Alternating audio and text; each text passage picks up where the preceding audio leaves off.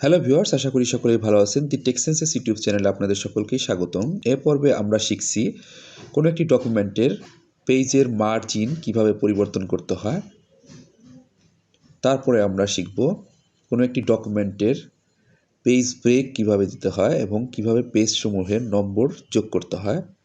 এবং সবশেষে আমরা শিখব কোনো একটি ডকুমেন্টের প্যারাগ্রাফ সমূহকে কিভাবে ফরম্যাট করতে হয় বা সাজিয়ে গুছিয়ে নিতে হয়।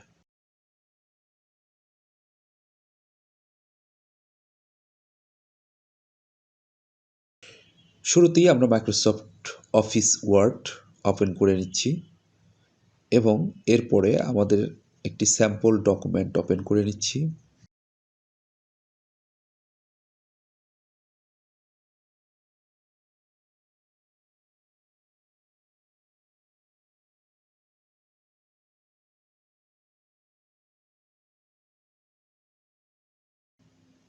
এবার আমরা দেখব কিভাবে পেজ মার্জিন পরিবর্তন করতে হয়। কোনো একটি ডকুমেন্টের বামে, ডানে, উপরে, নিচে লেখাবিহীন যে জায়গা থাকে সেগুলোকেই ওই ডকুমেন্টের মার্জিন বলা হয়। এই মার্জিন সেট করার জন্য আমাদেরকে পেজ লেআউট ট্যাবে মার্জিন নামক টুলসটিতে যেতে হবে। সেখানে বেশ কিছু ডিফল্ট মার্জিন সেটিং পাওয়া যাবে, যেমন বামে ডানে উপরে নিচে 1 ইঞ্চি, বামে ডানে উপরে নিচে 1/2 ইঞ্চি। এরকম এই মার্জিন ডিফল্ট মার্জিনগুলো হতে যে কোনোটিকে আমরা সেট করতে পারি, অথবা কাস্টম মার্জিন সেট করে ডায়লগ বক্স হতে বামে ডানে উপরে নিচে আমাদের চাহিদা মোতাবেক সেট করে ওকে বাটনে ক্লিক করলেই আমাদের চাহিদা মোতাবেক মার্জিন সেট হয়ে যাবে। এখানে আমরা বামে 1/2 ইঞ্চি, ডানে 1/2 ইঞ্চি সেট করে ওকে বাটনে ক্লিক করলাম। আমাদের ডকুমেন্টটি বামে এবং ডানে 1/2 ইঞ্চি বা আধা ইঞ্চি জায়গা রেখে বাকি অংশটুকুতে লেখাটি সরিয়ে গেল।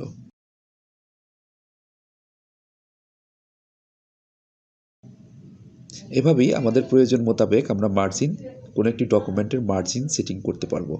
এবার আমরা শিখতে যাচ্ছি কিভাবে একটি ডকুমেন্টের পেজ ব্রেক দিতে হয় বা পেজের নাম্বারসমূহ যোগ করতে হয়। কোনো ক্ষেত্রে কোনো একটি ডকুমেন্টের শিরোনাম পেজের প্রথমে রাখা প্রয়োজন পড়ে, অথবা কোনো একটি আর্টিকেলের নাম ডকুমেন্টের প্রথমে রাখা প্রয়োজন পড়ে এবং সেখানে পেজ ব্রেক দেওয়া প্রয়োজন পড়ে। পেজ ব্রেক দেওয়ার জন্য যেখানে আমরা পেজ ব্রেক দিব বা নতুন পেজ শুরু করব, সেইখানটাতে কার্সরটিকে স্থাপন করব। তারপর পেজ লেআউট হতে ব্রেকস নামের টুলসটিকে নির্বাচন করব।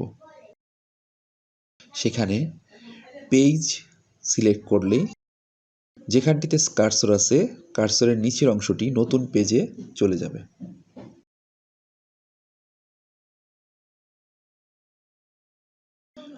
এবার আমরা দেখব একটি ডকুমেন্টে কিভাবে পেজ নাম্বার যোগ করতে হয়। কোনো ডকুমেন্টে পেজ নাম্বার যোগ করতে ইনসার্ট ট্যাবে পেজ নাম্বার টুলসে ক্লিক করতে হবে। সেখানে টপ অফ দ্য পেজ ও বটম অফ দ্য পেজ, অর্থাৎ কোথায় আমরা পেজ নাম্বার যোগ করব সেই অপশনগুলো রয়েছে। সেই অপশনটি আমাদের চাহিদা মোতাবেক সিলেক্ট করে তারপর কোন ধরনের পেজ নাম্বারিং চাই সেই ফরম্যাটটিকে সিলেক্ট করে নির্বাচন করলেই পেজ নাম্বারিং শুরু হয়ে যাবে। এখানে বার ছিল, এখানে 1 বার 2 অর্থাৎ 1 অফ 2 এইরকম ফরম্যাটে ছিল। আমরা বারের জায়গায় অফ বসিয়ে দিলাম। এবার আমাদের 1 অফ 2, 2 অফ 2 এভাবে পেজ ফরম্যাট বা পেজ নাম্বারিং ফরম্যাট দেখাচ্ছে। এবার আমরা দেখব কিভাবে একটি ডকুমেন্টের প্যারাগ্রাফ সমূহকে ফরম্যাট করতে হয় বা সাজিয়ে গুছিয়ে রাখতে হয়। কোনো একটি ডকুমেন্টের প্যারাগ্রাফ সমূহকে ফরম্যাট করতে সেই প্যারাগ্রাফ অথবা প্যারাগ্রাফ সমূহকে সিলেক্ট করতে হবে। সিলেক্ট করার পর হোম ট্যাবে প্যারাগ্রাফ নামক যে গ্রুপ আছে, সাব গ্রুপ আছে, সেখানে যে টুলসগুলো আছে সেগুলোকে ব্যবহার করে আমরা প্যারাগ্রাফকে সেট আপ করতে পারি বা ফরম্যাট করতে পারি। প্যারাগ্রাফ ফরম্যাট করার জন্য আমরা কোনো প্যারাগ্রাফ থেকে আর একটা প্যারাগ্রাফের দূরত্ব, তাদের মধ্যে কোনো স্পেস থাকবে কিনা, প্যারাগ্রাফের শেষে স্পেস থাকবে কিনা বা পরে এই শুরুতে স্পেস থাকবে কিনা সেগুলো আমরা এইখানে স্পেসিং থেকে নির্বাচন করতে পারি এবং প্যারাগ্রাফের অন্তর্ভুক্ত লাইনগুলোর মধ্যে স্পেসও এখান থেকে আমরা নির্ধারণ করতে পারি। এছাড়াও আমরা প্যারাগ্রাফে অবস্থিত লেখাসমূহ justified, right align, centre align এবং লেফট অ্যালাইন আমাদের চাহিদা মোতাবেক করতে পারি। এই কাজগুলো এই সাবগ্রুপ থেকে যেমন করা যায়, একইভাবে পপ আপ ডায়লগ বক্স থেকেও আমরা করতে পারি। অ্যালাইনমেন্ট সেট করতে পারি এবং লেফট ইন্ডেন্টেশন, রাইট ইন্ডেন্টেশন এগুলো সেট করতে পারি। লেফট ইন্ডেন্টেশন মানে বাম পাশে, প্যারাগ্রাফটির বাম পাশে কতটুকু জায়গা থাকবে সেই জিনিসগুলো সেট করতে পারি এবং রাইট ইন্ডেন্টেশন মানে হচ্ছে প্যারাগ্রাফটির ডানে কতটুকু জায়গা থাকবে সেটিও আমরা এখান থেকে সেট করে দিতে পারি এবং বিফোর এবং আফটার বা শুরুতে বা শেষে, প্যারাগ্রাফের শুরুতে বা শেষে কতটুকু স্পেস থাকবে সেটিও আমরা এখান থেকে নির্বাচন করে সেট করে নিতে পারি। তো বন্ধুরা, আজকের মতো এখানেই শেষ। যদি ভিডিওটি ভালো লেগে থাকে আপনারা আপনাদের বন্ধুদের মধ্যে ভিডিওটি শেয়ার করবেন। আপনাদের যদি কোনো প্রশ্ন থেকে থাকে তা আমাদের এই ভিডিওর নিচে কমেন্টের মাধ্যমে জানাবেন। আমরা অতি সত্বর আপনাদের প্রশ্নের উত্তর দেওয়ার চেষ্টা করব। ধন্যবাদ সকলকে।